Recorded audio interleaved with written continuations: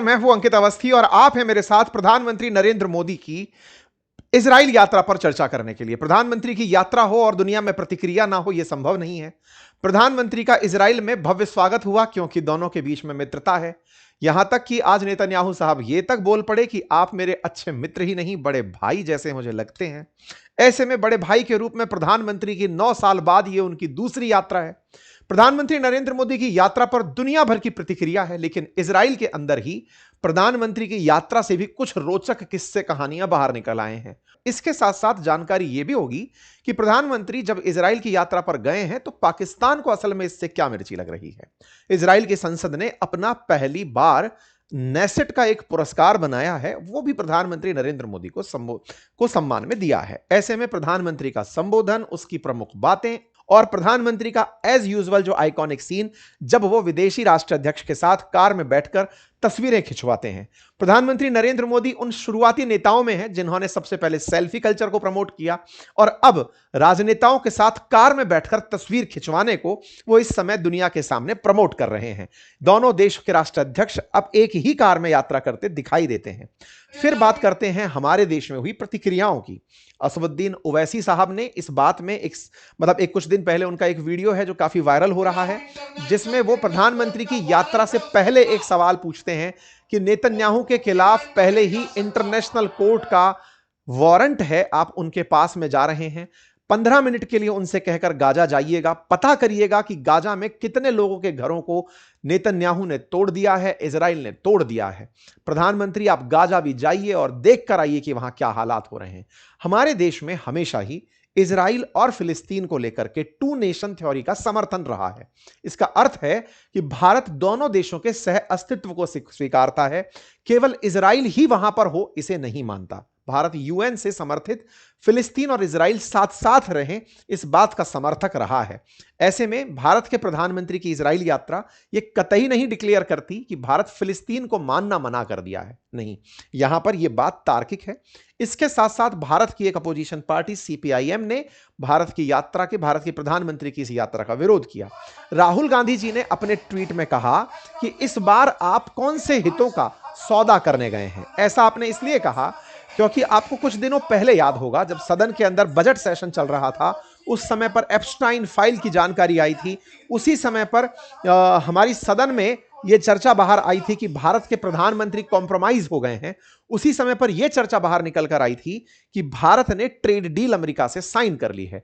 और उसी समय एप्स्टाइन फाइल में एक जानकारी बाहर आई थी कि भारत के प्रधानमंत्री जिस समय इजराइल जा रहे थे, उस समय पर एप्स्टीन ने मैसेज में यह किया था कि ट्रंप के लिए भारतीय प्रधानमंत्री नाचे और गाए थे। हालांकि इसके कोई तार्किक अभी तक एविडेंसेस बाहर नहीं है, लेकिन राहुल गांधी जी ने जो वीडियो साझा किया उसमें इस बात को उठाने का प्रयास था कि ना जाने क्या कुछ अभी उस फाइल में दबा हुआ है और ना जाने उस फाइल के दबाव में प्रधानमंत्री की यात्रा हो रही है। खैर जो भी है, यहां पर अपोजिशन का टास्क है कि वो सरकार से सवाल पूछे और सरकार का दायित्व है कि वो अपोजिशन को जवाब देते हुए, संतुष्ट करते हुए आगे बढ़े। बात करें वैश्विक मीडिया की, तो वैश्विक मीडिया में अल जजीरा ने इस बात को कुछ इस तरह से लिया कि पीएम मोदी ने इजराइल के जीनोसाइड को जो गाजा में हुआ उसे इंडिया का स्टैंड कहते हुए कहा कि वो उनके साथ पूरे कन्विक्शन के साथ खड़े हैं। मतलब भारत के प्रधानमंत्री की इजराइल यात्रा इजराइल के कृत्य को सही ठहराने की यात्रा है, जिसमें गाजा में 72,000 लोगों की जान जा चुकी है। इसे इस तरीके से दिखाने का प्रयास हुआ। न्यूज बनकर आई कि rattled by PM Modi visit, Pakistan passes resolution against India Israel alliance. खबर आती है कि भारत की इस इजराइल यात्रा के खिलाफ पाकिस्तान ने एक प्रस्ताव पास कर दिया है। प्रस्ताव में इस हाई लेवल मीटिंग से डरे हुए पाकिस्तान ने अपनी तरफ से प्रतिक्रिया स्वरूप कहा कि senate of Pakistan unanimously passed a resolution condemning Israeli prime minister Netanyahu over remark about forming regional alliance with India and other countries.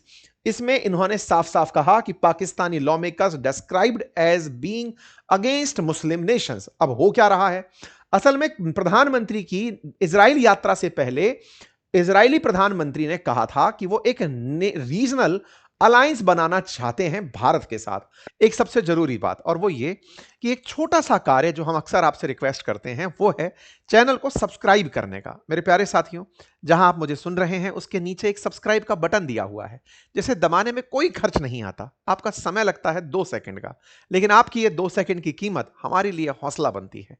अगर आप इस छोटे से काम को करते हुए आगे बढ़ें तो ये हमारे लिए बहुत ही सकारात्मक रहेगा, हमारे हौसले को बढ़ाएगा, हम आप तक और अच्छा काम लेकर पहुंचेंगे ये और सुनिश्चित करेगा। आइए आगे बढ़ते हैं।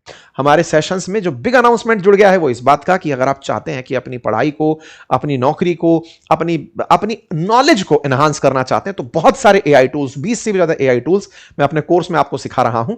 जल्दी से जाकर उन्हें ज्वाइन कर लीजिए। फिलहाल के लिए इतना ही।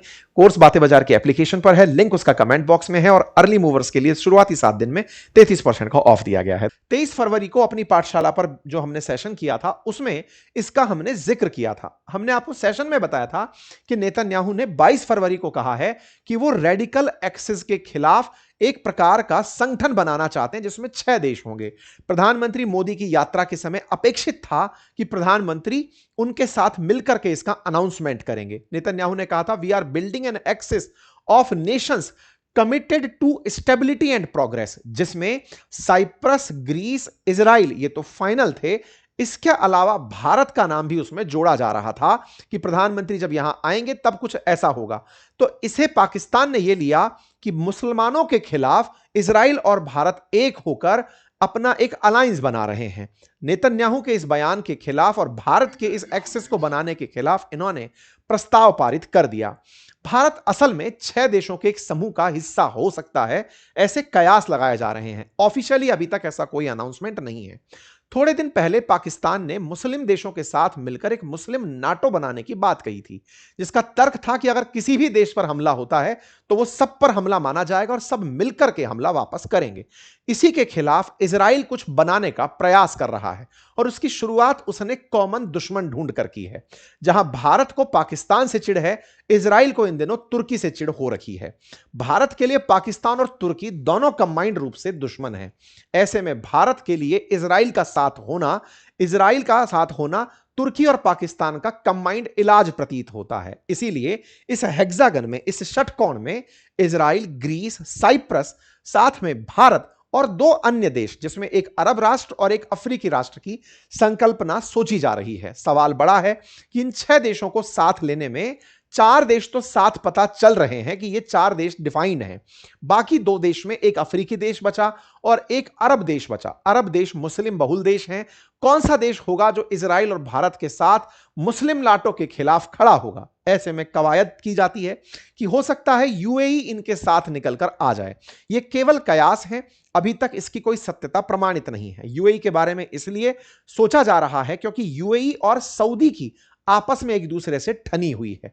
हो सकता है कि ऐसे में भारत इजराइल के इस गठबंधन में यूएई साथ आ जाए, क्योंकि पाकिस्तान ने सऊदी के साथ हाल ही में एक एग्रीमेंट साइन किया है, जिसका अर्थ है कि अगर पाकिस्तान पर हमला हुआ तो सऊदी साथ होगा और सऊदी पर हमला हुआ तो पाकिस्तान साथ होगा। ऐसे में अभी सऊदी और यूएई आपस में यमन में झगड़ लिए थे। यमन में यूएई के ठिकानों पर सऊदी के हमले हुए थे, जिसके चलते यूएई से उम्मीद की जा रही है कि वो भारत के साथ और इजराइल के साथ मिलकर अपना एक सहयोग गठबंधन बना लेगा। इस उम्मीद में अभी तक कोई पुष्टि शामिल नहीं है, लेकिन हां, कयास बहुत तेजी से हैं कि यूएई संभवतया इस राइवलरी में सेफ्टी नेट बनाना चाहेगा।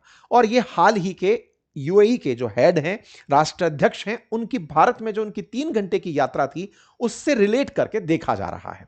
चूंकि इजराइल और भारत के ये दोनों कॉमन प्रतिद्वंदी हैं, भारत के लिए पाकिस्तान और तुर्की पाकिस्तान के साथ होने के कारण भारत के लिए अपने आप में एक राइवलरी लिस्ट में है और भारत आईमैक के माध्यम से ग्रीस तक पहुंचना चाहता है। ऐसे में कुछ ऐसा हेक्सागन प्रस्तावित है कि ये लोग मिलकर के अपना एक सहयोग गठबंधन बनाएंगे जो आगे चल करके भारत और इजराइल की दोस्ती से मजबूत होगा। खैर, इन सभी चर्चाओं के बीच पाकिस्तान को अगर हम किनारा कर भी दें तो भारत और इजराइल आगे चलकर एमओयू साइन करने वाले हैं, कुछ टेक्नोलॉजी ट्रांसफर्स को लेकर, ड्रोन्स की परचेज को लेकर, आयरन डोम्स को लेकर, आयरन बीम को लेकर, ऐसी भी चर्चाएं हैं।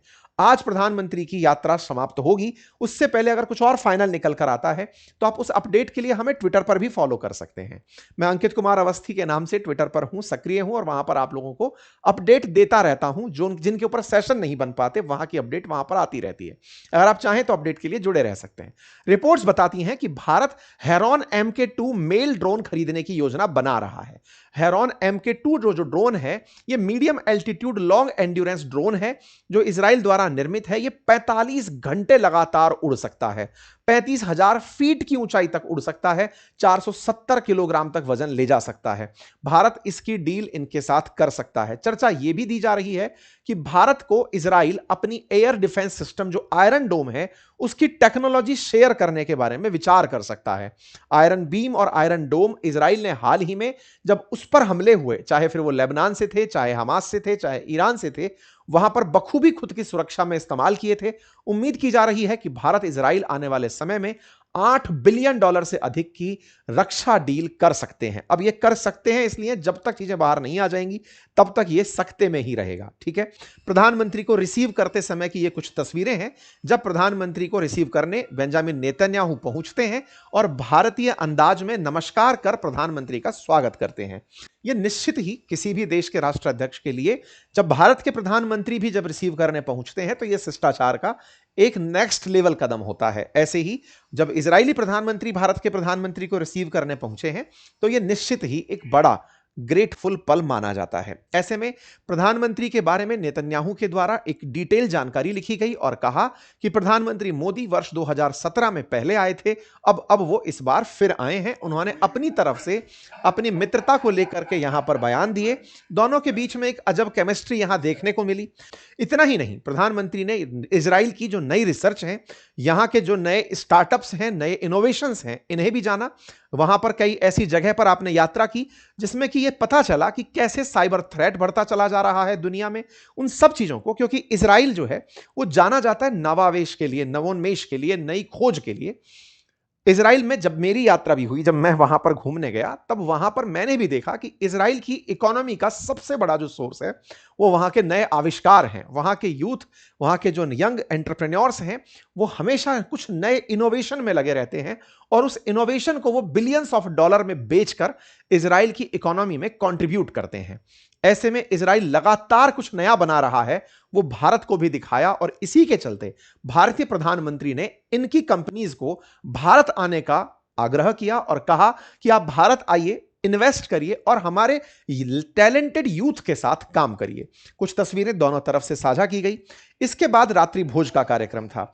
यहां पर रात्रि भोज में प्रधानमंत्री जब नेतन्याहू के पास, मतलब नेतन्याहू के साथ में थे, तब यहां पर नेतन्याहू ने भारतीय हाफ जैकेट पहनी हुई थी।